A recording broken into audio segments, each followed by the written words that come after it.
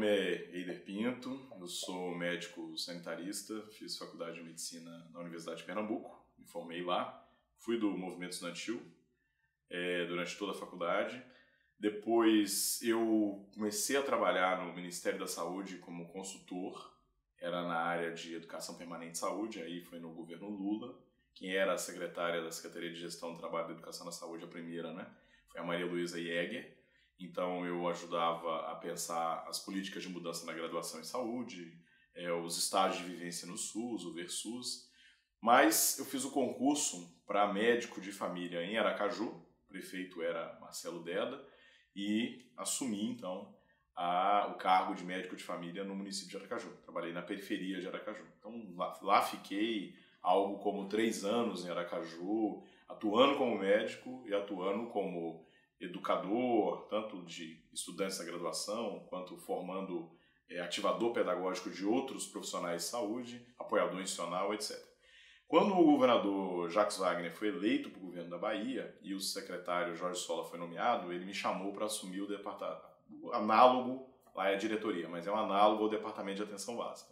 Então fui diretor de Atenção Básica da Bahia, justamente para tentar garantir a fixação do conjunto dos trabalhadores de saúde da atenção básica, não só dos médicos, então dos médicos, enfermeiros, todos os profissionais de nível superior, né? Porque a avaliação que a gente tinha na Bahia é que os municípios conseguiam fazer carreiras para os profissionais de nível médio. Eles tinham dificuldade de fazer carreiras para os profissionais de nível superior. Então, uma das intervenções que a gente conseguiu fazer isso, aliás, teve 2 intervenções muito importantes. Teve um projeto de desprecarização, valorização dos agentes comunitários de saúde na Bahia. Quando a gente entrou em 2007, só 15% dos agentes comunitários de saúde eram regularizados e desprecarizados. Ao final de 2010, esse número era de 95%. Então foi um projeto bem exitoso, né? Então esse é um dos carros-chefes da política de atenção básica na Bahia. E também a criação da Fundação Estatal de Saúde da Família como uma carreira pública para os trabalhadores de nível superior da atenção básica. Médicos, enfermeiros, dentistas, psicólogos, assistentes sociais, nutricionistas, enfim. Todos os profissionais, porque tinham também os núcleos de apoio à saúde da família.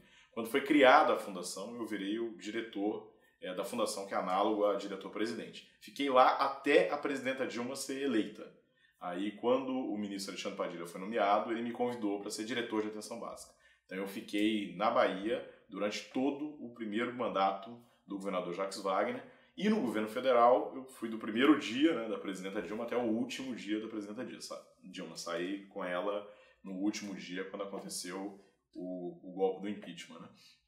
Eu, inicialmente, fui como diretor de atenção básica. Como a minha trajetória tinha muito a ver, eu era funcionário público lá do governo do município de Aracaju, eu, o tempo todo, né, fiz muito debate de carreiras, a gente viabilizou essa carreira lá no estado da Bahia, a primeira carreira interfederativa, né, que é uma perspectiva de você pensar esse nó de como a gente consegue valorizar os trabalhadores, fazer com que os trabalhadores vistam a camisa e fazer com que os trabalhadores eles tenham perspectiva de futuro e não estejam em postos de trabalho que sejam postos temporários, só aguardando o tempo aqui para poder ir para outro lugar, né? Então a gente tinha a clareza que para melhorar a qualidade e o acesso da população era muito importante que você criasse uma perspectiva de futuro, as pessoas quisessem atuar na atenção básica e aquilo fosse uma opção daquela pessoa ao longo da vida e ela tivesse alternativas ao longo da vida dela.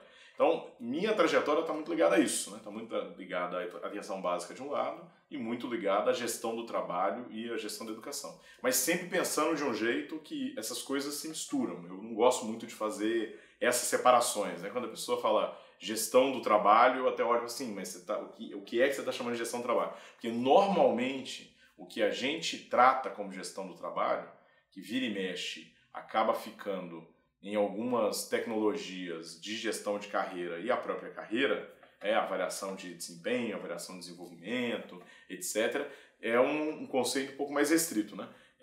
Trata-se quase que só falando dos vínculos de trabalho e das negociações em relação aos direitos e às remunerações e de uma perspectiva de carreira com alguns elementos de carreira, que é fundamental. Mas gestão do trabalho é mais que isso.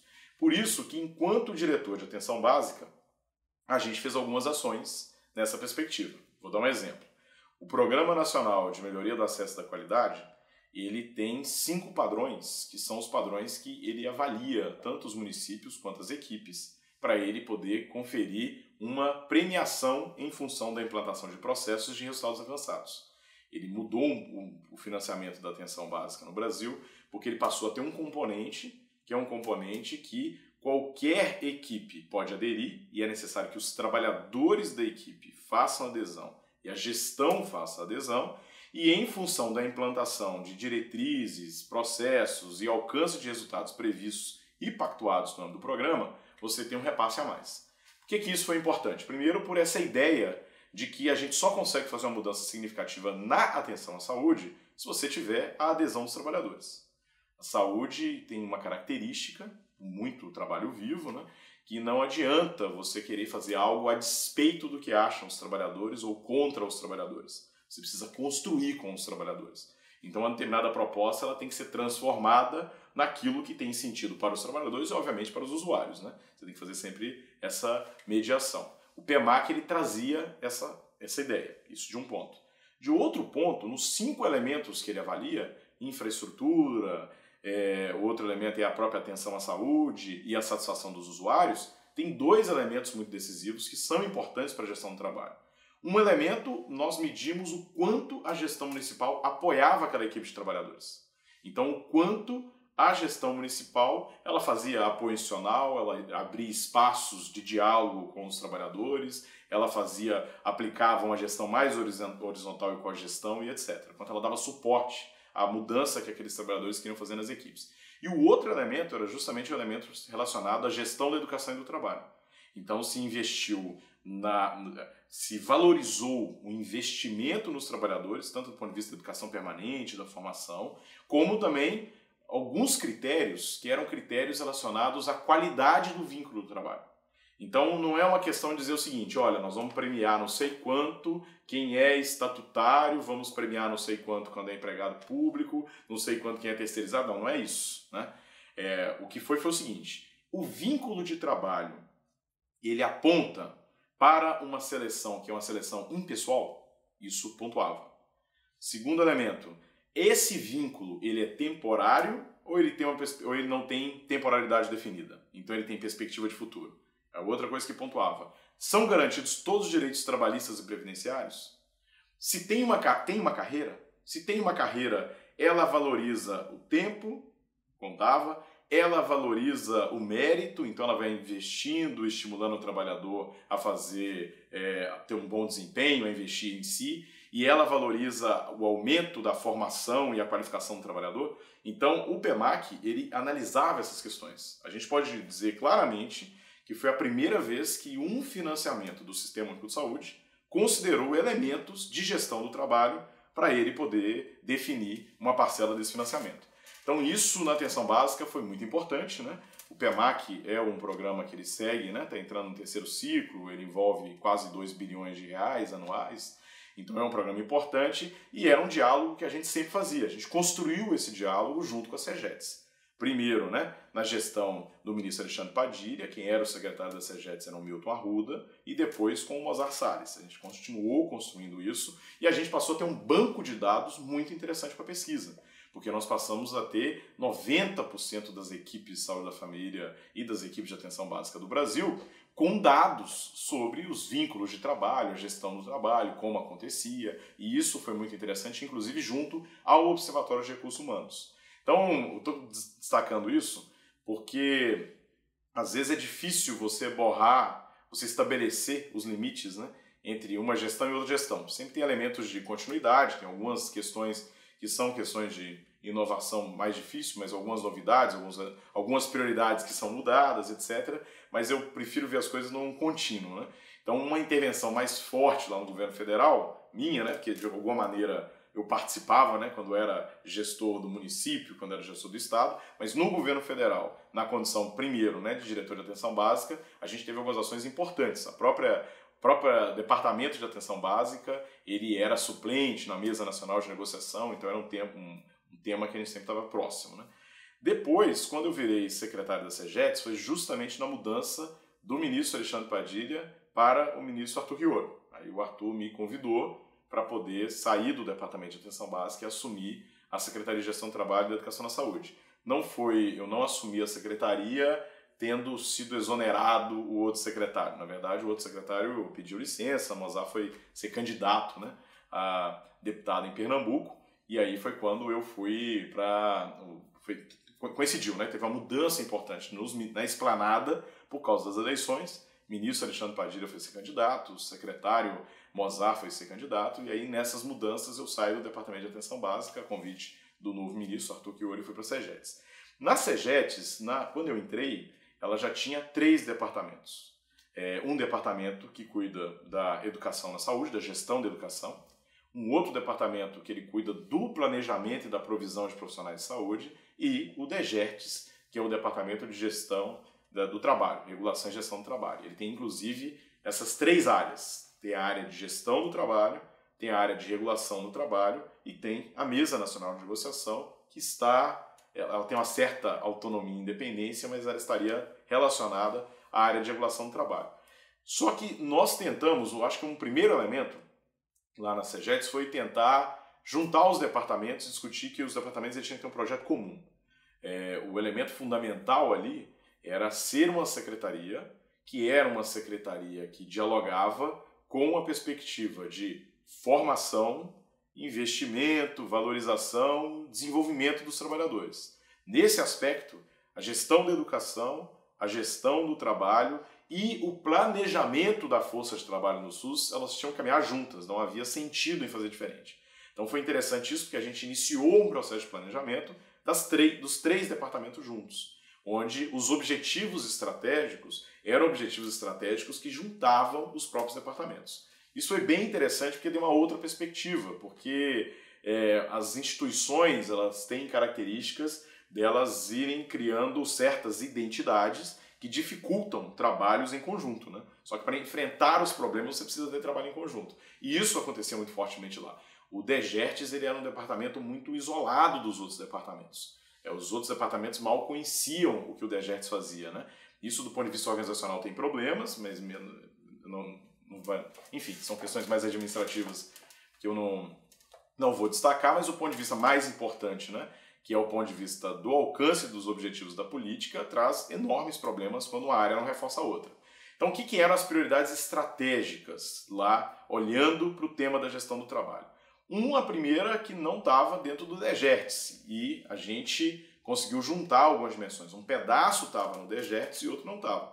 Que é o seguinte, a capacidade do sistema de saúde de conseguir fazer o adequado planejamento da necessidade de trabalhadores e, nesse aspecto, não só a distribuição dos trabalhadores, como a formação dos trabalhadores no tempo.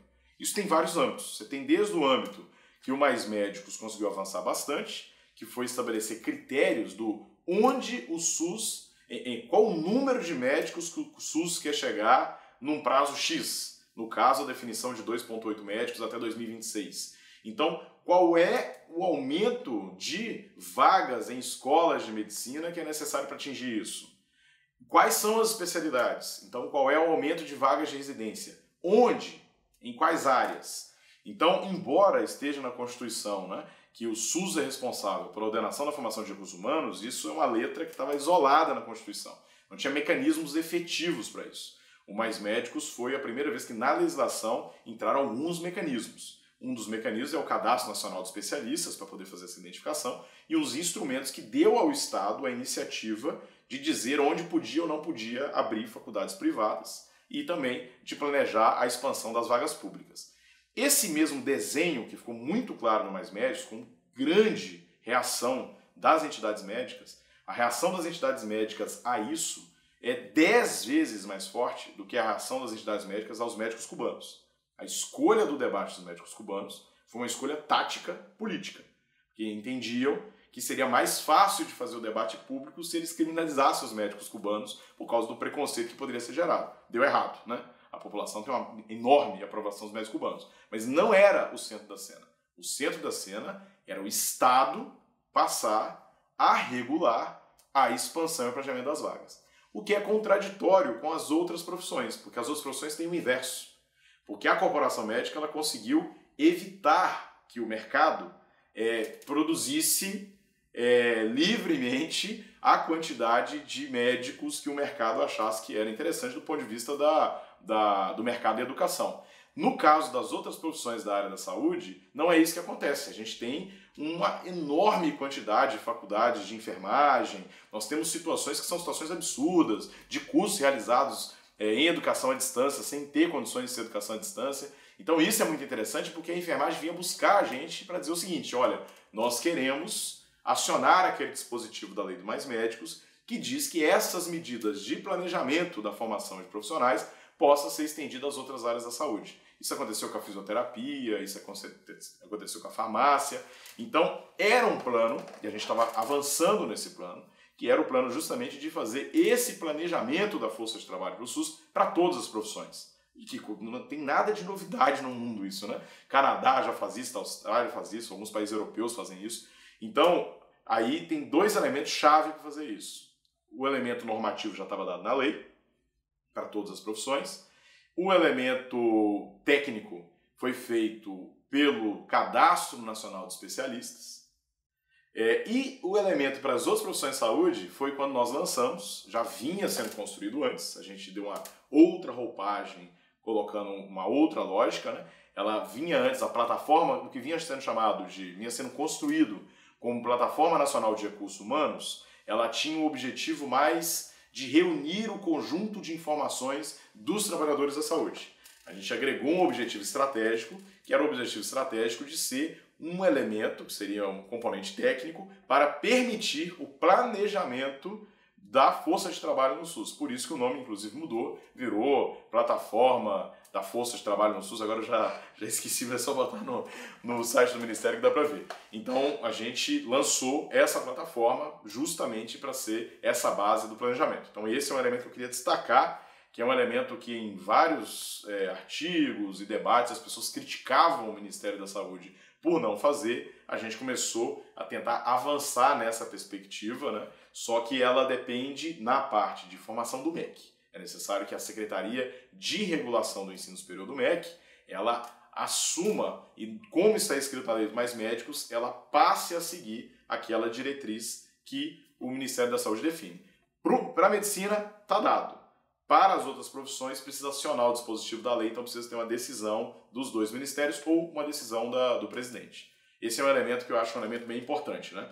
Um segundo elemento que mistura esse departamento do planejamento da força de trabalho, que mistura o departamento de gestão da educação e a gestão do trabalho, é um debate que é fundamental da gente fazer o seguinte: para onde caminham as carreiras? Para onde caminham as necessidades da população? Como as profissões elas conseguem se movimentar nesse cenário? O mundo hoje tem um conhecimento que ele tem uma inovação muito grande, as necessidades de saúde mudam, nós não podemos pensar mais, eu ficava brincando, né? As profissões como Gabrielas, né? Nasceu assim, vou ser sempre assim, vou morrer assim. Então não dá para uma formação lá atrás te definir e você tem um conjunto de experiências na vida de trabalho, aprende nesse trabalho e isso não é considerado que a única coisa que é considerada é o diploma que você teve. Então isso tem que ser assimilado, a gente tem que fazer direito novo nisso, para a gente assimilar isso dentro dos concursos, para a gente assimilar isso na regulação das profissões. Então esse é um elemento importante. De um lado disso, é o investimento que o Ministério deveria fazer na formação dos trabalhadores. Então a parte, em especial, de formação técnica, a parte de definir o que era pós-graduação lato sensu e o que era para algumas áreas, como por exemplo uma definição junto com o DEGERTES, os 3 departamentos da SEGETES, e a gente discutindo se a gente ia investir, por exemplo, em enfermagem obstétrica, ou se a gente ia fazer enfim, eu podia dar vários exemplos, não vou ficar dando vários exemplos. Quais eram os investimentos que se faria na formação dos profissionais com nível superior, com graduação, e os profissionais de nível médio, foi um elemento importante que ele não passou a ser só um elemento, quando ele era isolado na educação, ele era mais um elemento da demanda dos próprios municípios. Quando a gente conseguiu fazer a integração, ele virou um elemento de pensar as profissões do futuro. E isso deu um salto qualitativo muito importante. A gente não precisa, tem que respeitar as necessidades dos municípios que aparecem agora. Mas o que é que a gente espera para frente? Quais as projeções que se faz para frente? Este modelo de atenção e as características de mudança epidemiológica, demográfica da população vão demandar o quê e como a gente se prepara para isso, né?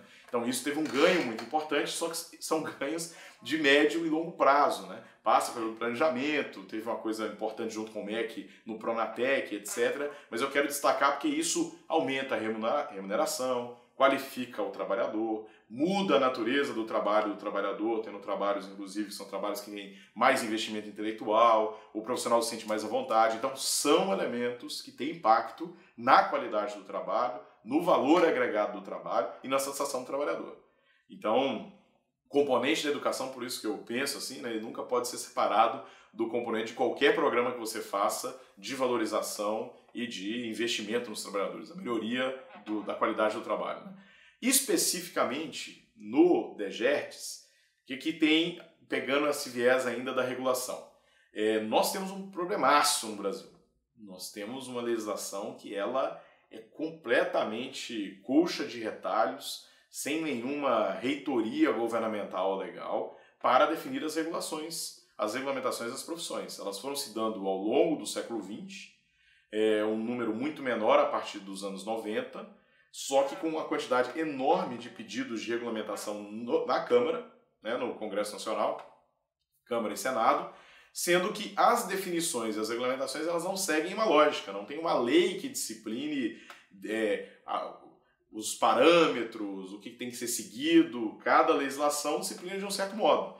Como as legislações de regulamentação de profissão, elas normalmente impactam na criação de conselhos, aí nós temos um problema porque normalmente elas são rejeitadas pelo fato de elas gerarem despesa, não pela natureza específica se a população brasileira precisa ou não precisa de uma nova profissão e que característica tem que ter. Segundo, que ao uma profissão se constituir, no Brasil, pela lógica como acontece, essa profissão ela vai tentar reservar um conjunto de procedimentos que tem valor social e que tem valor de mercado para que ela tente ganhar exclusividade na prestação daqueles procedimentos para viabilizar economicamente a profissão ou para viabilizar economicamente a especialidade. Aí é o que a gente vê, né?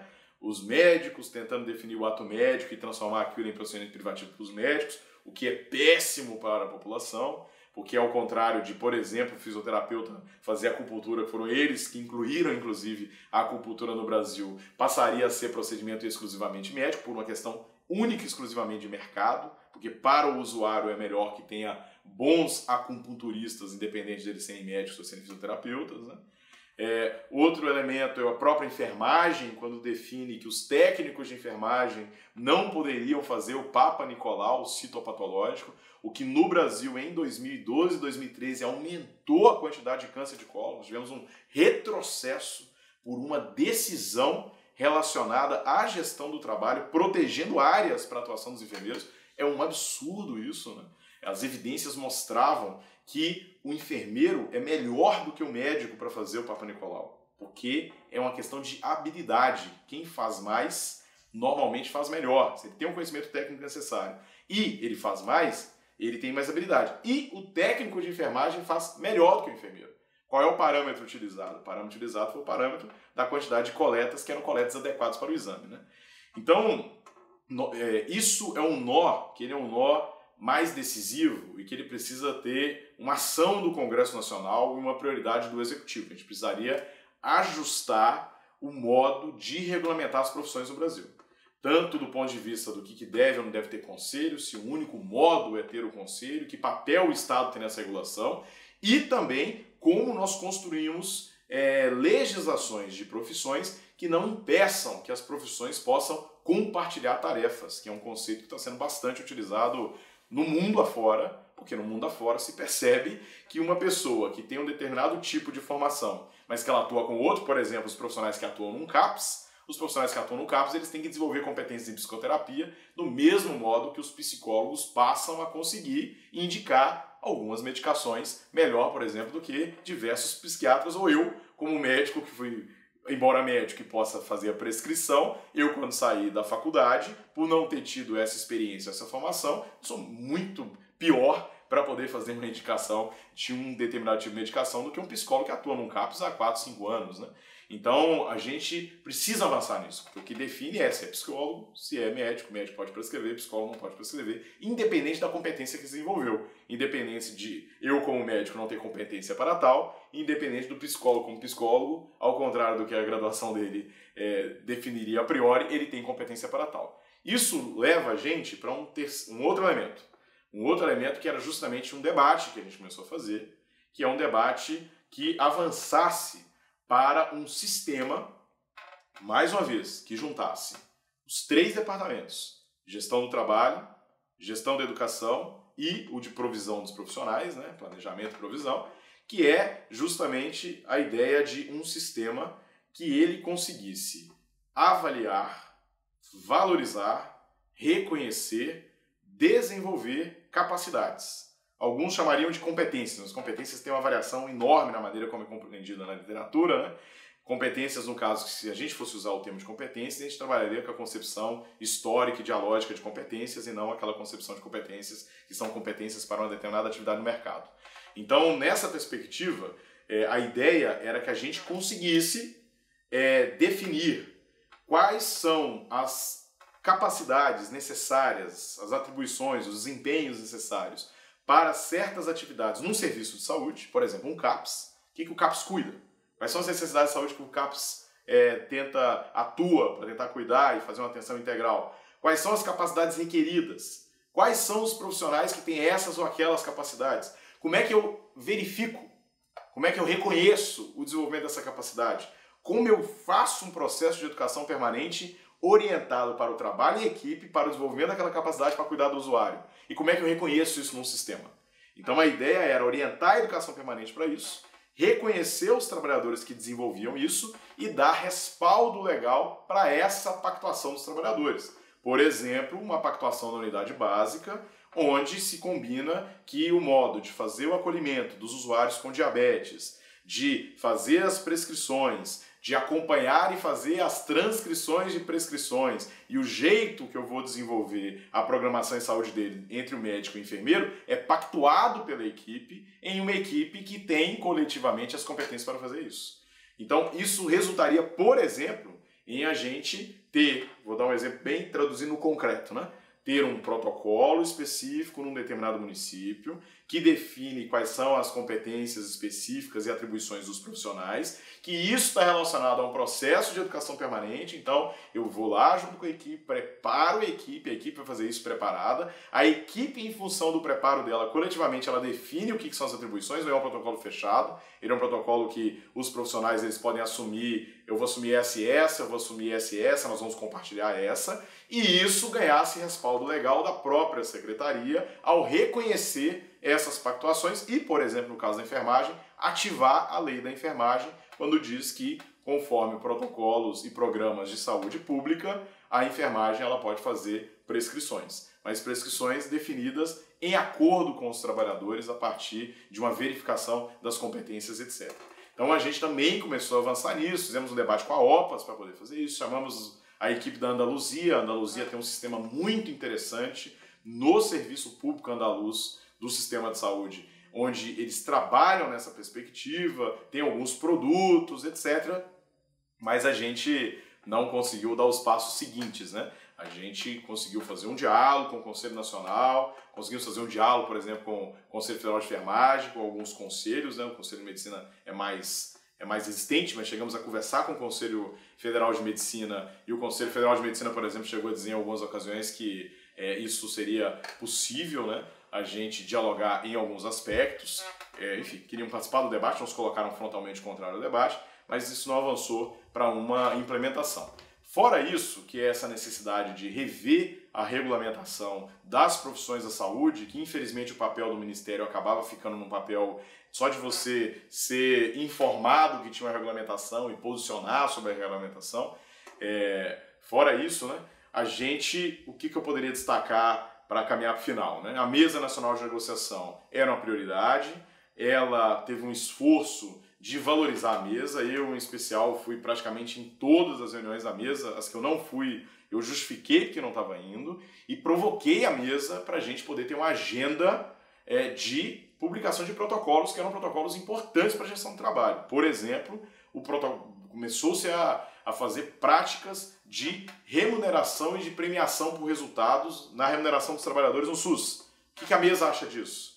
Nós vamos dizer o seguinte, não, isso é a lógica das instituições privadas de tentarem colocar produtividade, de superexplorar o trabalhador. Sim, e quando é a administração pública fazendo isso, dialogando com os trabalhadores, com mecanismos democráticos e com regras que melhorem a atenção à saúde e que invistam na qualificação do profissional. Nós vamos fazer o mesmo discurso? Então a gente não pode confundir um instrumento com a intencionalidade e a finalidade. Então a gente provocou para que a mesa pudesse estabelecer quais são os parâmetros. Então, o que é a mesa, o que é que os trabalhadores, gestores entendem que é um parâmetro interessante para a gente poder desenvolver remunerações e premiações na remuneração dos trabalhadores voltada a resultados, né? Um outro elemento importante era o elemento e o papel que cada trabalhador de saúde assume na educação. Por exemplo, a preceptoria, mas não é só a preceptoria. Então, como a gente faz isso? Como a gente define parâmetros para isso? Pode ser um valor tão grande a ponto de que só justifique ele fazer a preceptoria, não por vocação, não por capacidade, mas para poder receber o valor. Ao mesmo tempo, qual é o valor mínimo que é fundamental para você reconhecer que esse é um trabalho específico que ele vai ter que se dedicar e etc. E ao mesmo tempo, como a gente faz isso sem criar a imagem dos trabalhadores que educação permanente é algo que tem que ser remunerado, onde na verdade a educação permanente faz parte do trabalho.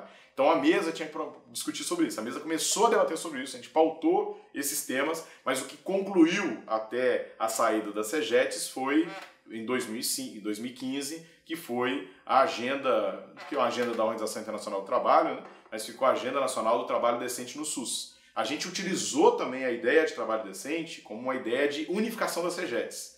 Porque o trabalho decente é o trabalho que você não tem preconceito, é o trabalho onde você é respeitado na sua dignidade humana como profissional, é o trabalho que investe no trabalhador, tem vínculos e relações de trabalho protegidas, é um trabalho que você tem que participar, você tem que exercer a democracia.